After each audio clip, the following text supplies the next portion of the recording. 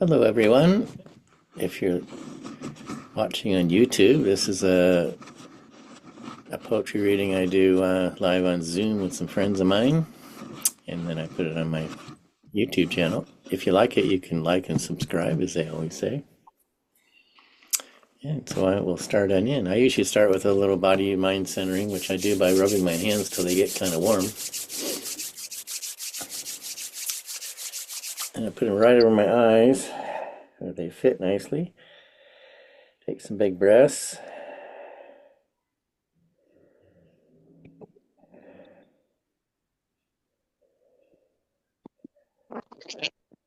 And do it a couple more times.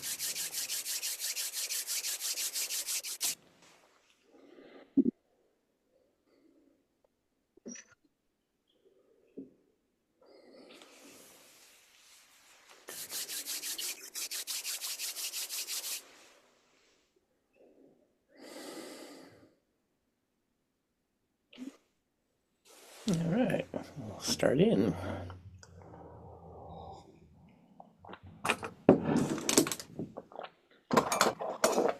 Got my glasses. Okay. So this is from my new book, which isn't already out yet. It will be.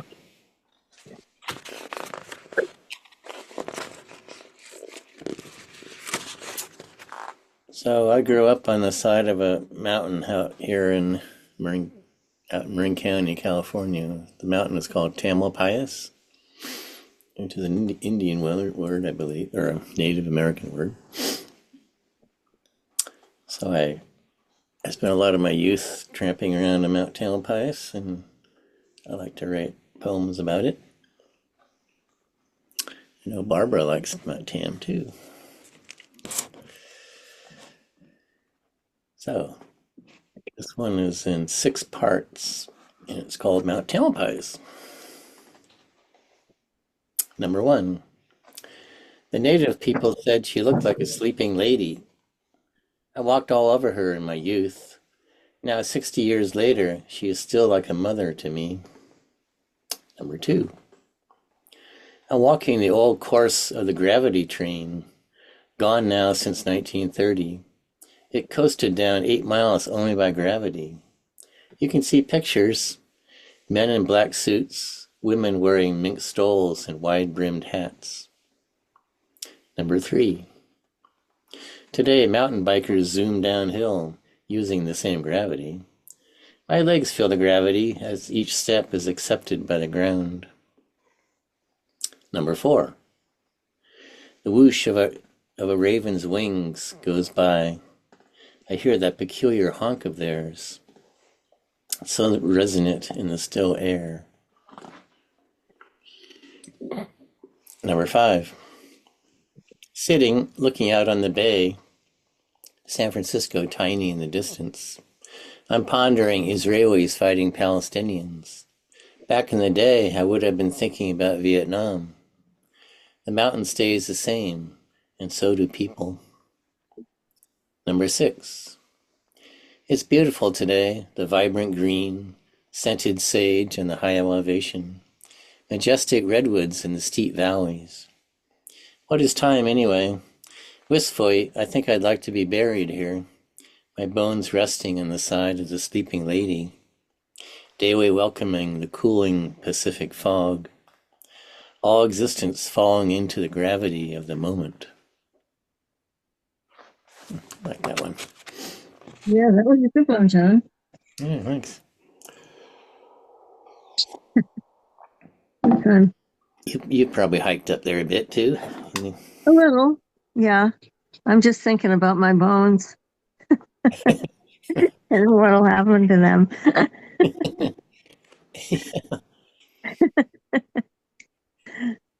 Yeah, maybe I when I'm ready to go, I'll just hike up there and lie down under a redwood tree or something. Yeah, that's what the wolves do.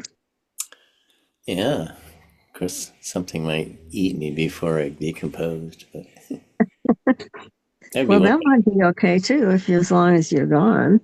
Be one way to recycle myself. Like the vultures on Oh yeah, in Tibetan. And well, the vultures in India, in Bombay or Varanasi. Oh yeah, but the They Tibetans have actually have a they ceremony do around too. Yeah, yeah, yeah. Well, so do the Hindus. that. Yeah. Well, well. Well, I'm not ready yet to go. I may not be ready either, but who knows? It may not matter. Well, my whole Ready bones or is not. still my whole bones is still walking around. Oh my God. Yeah, what else do I want to read? Was that it? Just five? I think there were 6 parts to that. Yeah, Oh, did I miss the last one? I just didn't count. that's the ones with Okay. the bones.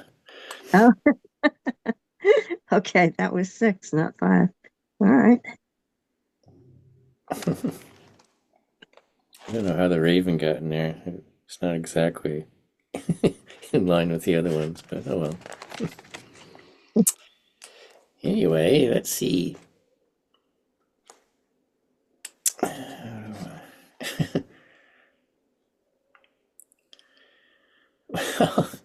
Speaking of bodies, here's one called Pain. Oh, Let's see what this one is. I don't remember. Pain.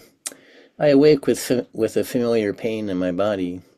Soon my mind makes it into a misery, then tries to make up for it by telling me my troubles make me stronger. Which on some level might be true, but gives me no solace right now. For this now, I cradle my head in my hands. It feels comforting. Body itself has wisdom to heal. I rub my hands together and place them over my eyes.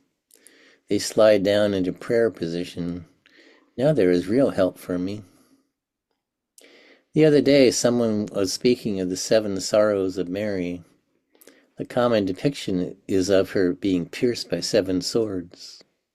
So sad to visualize, yet I know 7 is the number of manifested life. We are all being pierced. Yet it is a disturbing image. But out of nowhere I feel a glimmer of joy. How can this be? Then I see it clear as day. When you imagine the worst the world has to offer, the only thing left is a joyous view from the mountaintop. nice.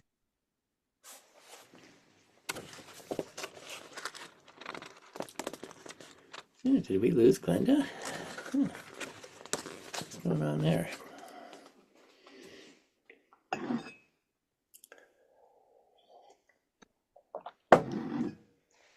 Oh, there she is. Let's do one more of mine. This is this is out at the Point Reyes Beach. This is another place I go to a lot, so a lot of poems get written about it. It's called A Single Good Deed. This morning the ocean has taken a bite out of the beach. The gentle slope to the water is now a sand cliff. These are powerful forces I don't understand. I sit back from the crashing waves. Next to me is a string stretched between delicate poles. A little sign is hanging on the string. It says, "Keep out, snowy plover nesting area." Huh? What a sweet thing to do, protecting these little birds. How perilous for these birds to nest right on the dunes. Some good people have thought to do this. But I think of the merciless power of money and greed, chewing at the world just like this vast ocean carves up the beach. What good are these sweet little efforts? Like trying to save these little birds. Does it really do any good? Yet breathing the gracious air and feeling the forgiving earth, I remember true goodness does not have earthly dimensions. The light of a single good deed outweighs a dark ocean of blindness. I like that one too. Huh. Alrighty, so Glenda, I think you sent me a couple, didn't you? Yeah, one of them's brand new though. The one about the warrior, that's a new one. You want me to read that one? Yeah. So Ellen says she's in transit, but June Wednesdays are free. Cool. Let's see. Where are you? There you are. So, is that the one forever? Oh, that's about my dog. It's called Forever Friends. Oh, you sent me a bunch here. Oh, do you It's want me to it's read? You want me to read a I just Heartbroken send you Warrior? stuff, because I can't. No, Yeah, that's fine. no, I like you sending me a poem. Let's read Heartbroken Warrior. That's your new one, right? Yeah. Heartbroken Warrior. A heartbroken warrior lives in my house. She wears my clothes and drinks my wine. She sits in my chair and reads my books. Sometimes I almost see her as I walk by a door, her reflection in a sunbeam or a window's shine. Try as I might, I never seem to catch her. Sometimes I forget she's even there. Then there's a flash in the corner of my eye. I'd like to ask her why she seems so hurt, why sadness trails behind her, her wake, in her wake. Her sister Melancholy is a close friend of mine. She stops by from time to time. The three of us wander from room to room.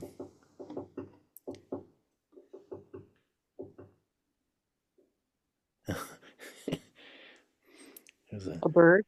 There's a titmouse is pecking at a seed or a sunflower seed, making a racket. Sorry, I interrupted your poem. I thought somebody was knocking on my door. Oh, let's go back to a little bit. Then, then there's a flash in the corner of my eye. I'd like to ask her why she seems so hurt, why sadness trails behind her wake, behind in her wake. Her sister Melancholy is a close friend of mine. She stops by from time to time. The three of us wander from room to room, though the heartbroken warrior remains just beyond, till all at once I glance at a mirror and see my heartbroken warrior smiling sadly back at me. Couldn't help but worry there, could ya? And marvel aloud that I just didn't see that heartbroken warrior in my house is me. Oh, that's lovely. Thank Yeah, excellent. Huh. That's great.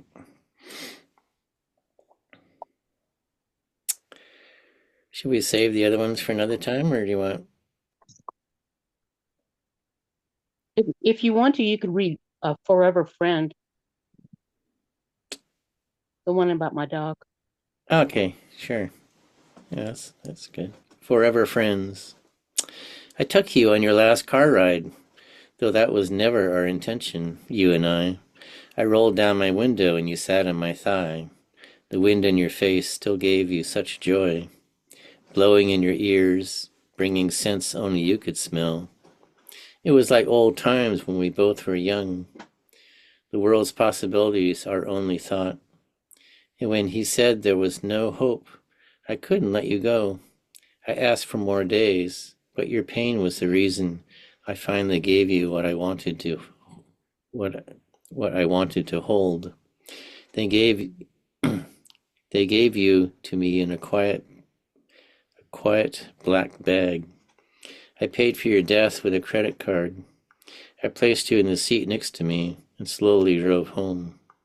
I thought of you chasing butterflies and snowflakes and raindrops, how your whole face was a laugh, and your ears were your wings.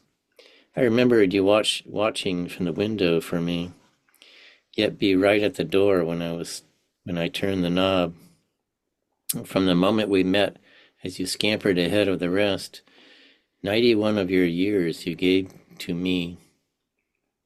I put you to rest under your apple tree, where you always loved to lie. No longer did I see you waiting at the window for me, but I knew you were waiting at the apple tree, knowing I'd come with some flowers to sit and remember the memories the two of us made, of new fallen snowflakes and butterflies fluttering in 91 years of forever friends. Oh, boy, that's a heart tugger. That's beautiful. Thank you. Beautiful. You made me cry. Yeah. Yeah.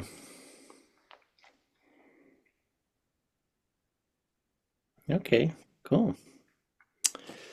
All righty.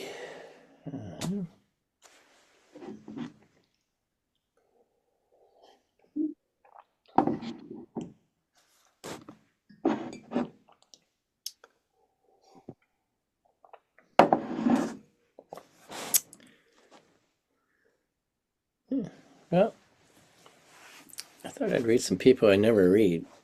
This guy's named Richard Wilbur. I think he's a fairly famous poet. Winner of the 1989 Pulitzer Prize. Oh my God. So, I'll read one of him.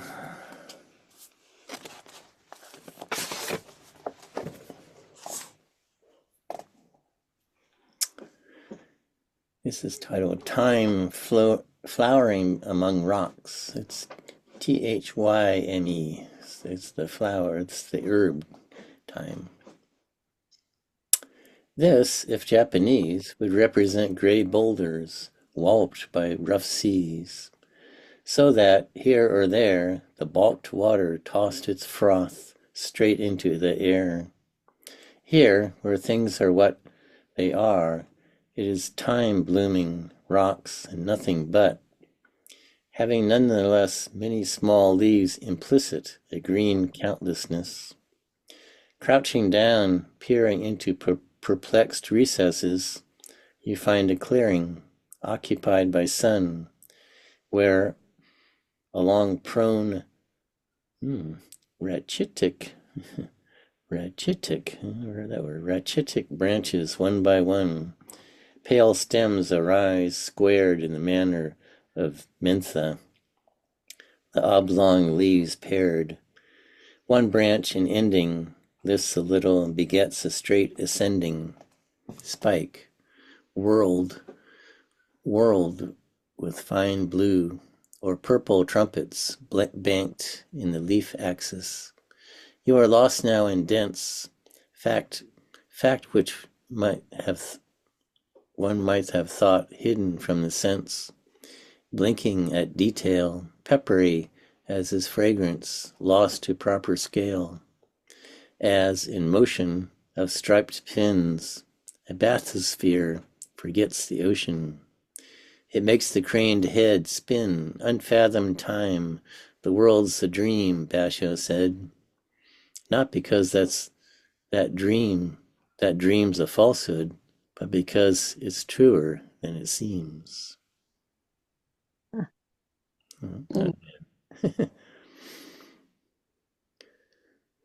Not because that dream's a falsehood, but because it's truer than it seems. Yeah. Okay, now here's another guy I don't read very often, Sheamus Heaney. I guess this is a pretty well-known Irish poet. Let's see what he's got.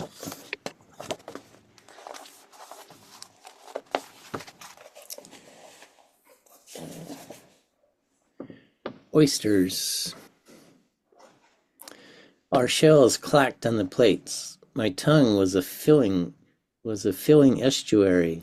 My palate hung with starlight as I tasted the salty Pleiades. Orion dipped his foot into the water. Alive and violated, they lay on their beds of ice, bivalves, the split bulb, the philandering sigh of ocean. millions of them ripped and shucked and scattered. We had driven to that coast, through flowers and limestone, and there we were, toasting friendship, laying down a perfect memory in the cool of thatch and crockery. Over the Alps, packed deep in hay and snow, the Romans hauled their oysters south to Rome. I saw damp panniers disgorge the frond-lipped, brine-stung glut of privilege. It was angry that my trust could not repose in the clear light, like poetry or freedom, leaning in from the sea. I ate the day deliberately, that its tang might quicken me all into verb, pure verb. Interesting. Who did you say that was? Sheamus Heaney. Sheamus Heaney. Sheamus Heaney. Good one.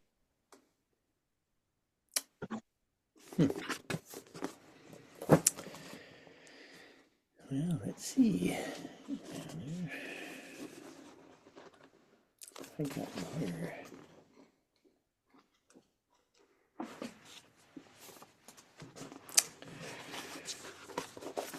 Here's a poem by somebody I don't know. Valerie Larboud.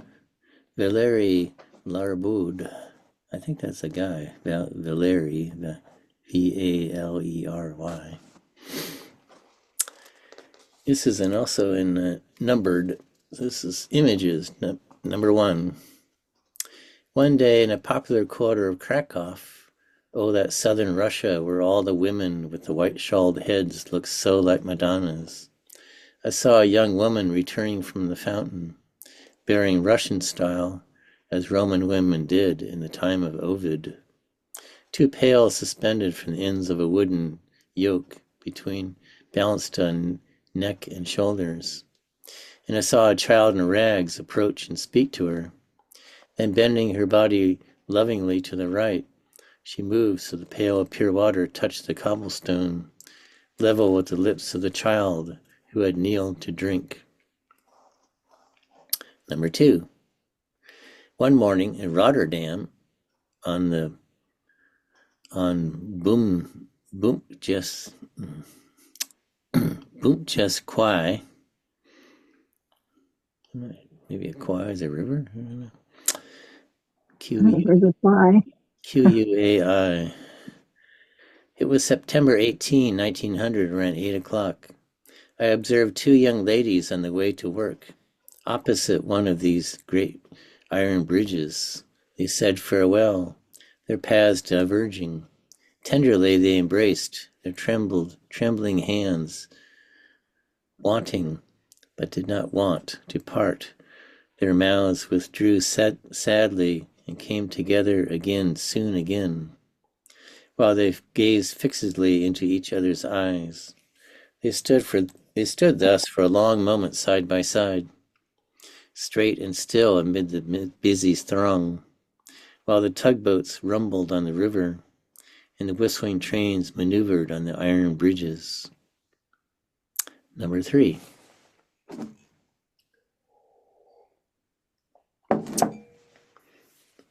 Between Cordova and Seville is a little station where the South Express, for no apparent reason, always stops.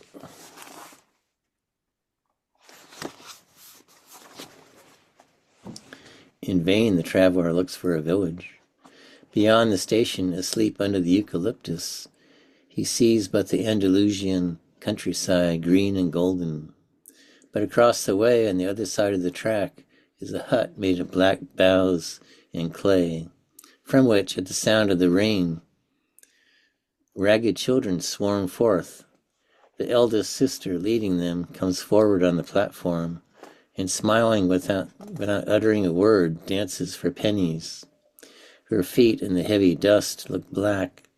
Her dark, filthy face is devoid of beauty. She dances, and through the large holes of her ash-gray skirt, one can see the agitation of her thin, naked thighs, and the roll of her little yellow belly. at the sight of which a few gentlemen, amid an aroma of cigars, chuckle obscenely in the dining car. Postscriptum. O Lord, will it never be possible for me to know that the sweet woman there in the southern Russia, and those two young friends in Rotterdam, and that young Andalusian beggar, and join with them in an indissoluble friendship? Alas, they will not read these poems.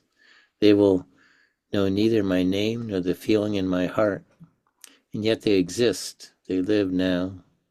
Will it never be possible for me to experience the great joy of knowing them? For some strange reason, Lord, I feel that with those four I should conquer a whole world. Mm.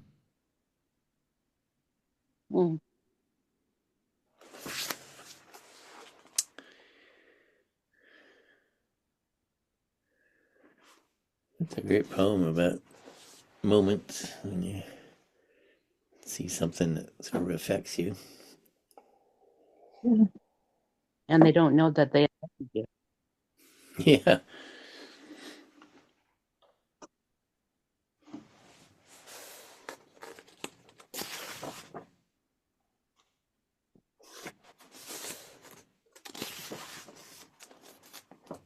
Makes you wonder how many times that you've affected someone that you didn't know.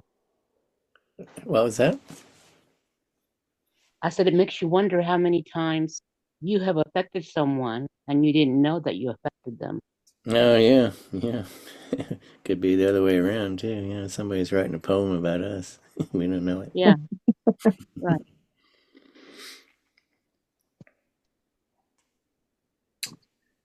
Here's a couple of Chinese poems. We gotta read those. Here's one by Po Chui. Starting early, washed by the rain, dust and grime are laid. Skirting the river, the road's course is flat. The moon has risen on the last remnants of night. The travelers speed profits by the early cold. In the great silence I whisper a faint song. In the black darkness are bred somber thoughts. On the lotus bank hovers a dewy breeze. Through the rice furrows trickles a singing stream. At the noise of our bells a sleeping dog stirs. At the sight of our torches a roosting bird wakes. Dawn glimmers through the shapes of misty trees. For 10 miles till day at last breaks. And here's another one by him, or her, probably him. A dream of mountaineering. At night in my dream I stoutly climb a mountain, going out alone with my staff of Hollywood.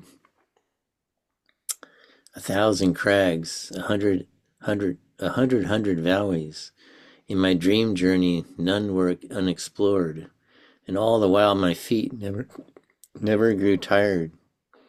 And my step was as strong as in my young days. Can it be that when the mind travels backward, the body also returns to its old state? And can it be, as between body and soul, that the body may languish while the soul is still strong? Soul and body both are vanities, dreaming and walking, both alike unreal. In the day my feet are palsied and tottering. In the night my steps go striding over the hills. As day and night are divided in equal parts, between the two, I get as much as I lose.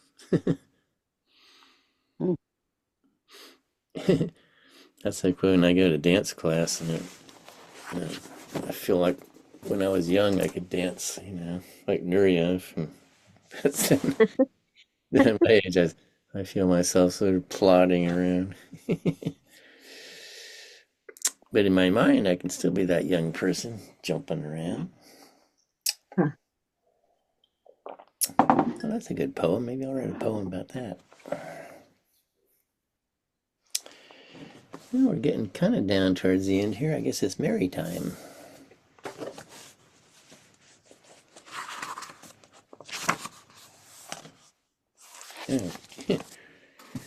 Here's one that... old people can relate to. What can I do? The television has two instruments that control it. I get confused. The washer asks me, do I want regular or delicate? Honestly, I just want clean. Everything is like that. I won't even mention cell phones. I can turn on the light of a lamp beside my chair where a book is waiting, but that's about it. Oh yes, and I can strike a match and make fire.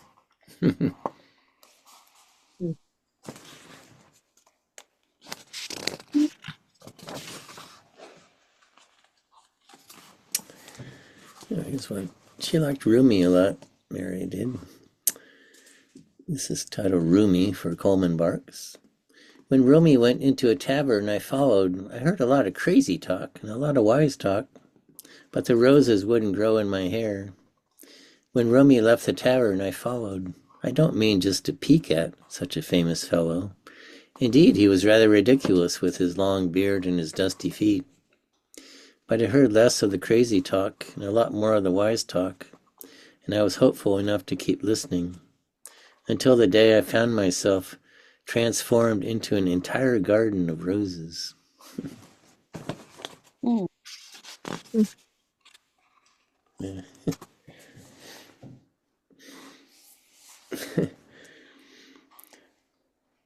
This is called First Yoga Lesson. Be a lotus in the pond, she said, opening slowly, with no single energy tugging against another, but peacefully all together. I couldn't even touch my toes. Feel your quadriceps stretching, she asked. Well, something was certainly stretching. Standing impressively upright, she raised one leg and placed it against the other, then lifted her arms and shook her hands like leaves. Be a tree, she said. I lay on the floor exhausted. But to be a lotus in the pond, opening slowly and very slowly rising, that I could do.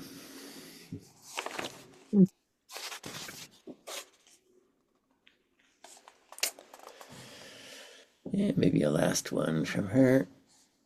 I don't want to be demure or respectable. I don't want to be demure or respectable. I was that way, asleep for years. That way you forget too many important things. How the little stones, even if you can't hear them, are singing. How the river can't wait to get to the ocean, and the sky, it's been there before. What traveling is that? It is a joy to imagine such distances. I could skip sleep for the next 100 years. There is a fire in the lashes of my eyes. It doesn't matter where I am. It could be a small room, the glimmer of gold,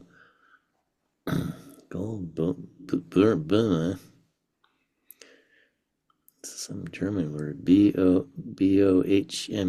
another umlaut over the O.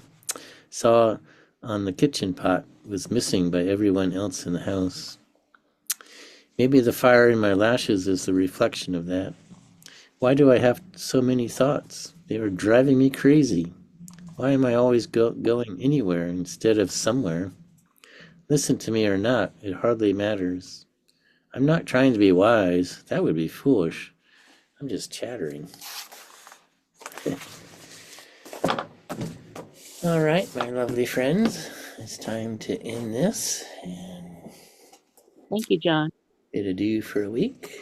I'll see you next week. Have a great week, everybody. All right, John. Thank you. Bye-bye. Bye-bye. Bye-bye. Thanks, John. See you, Barbara. That was fun. Thank you. Thank you. Okay.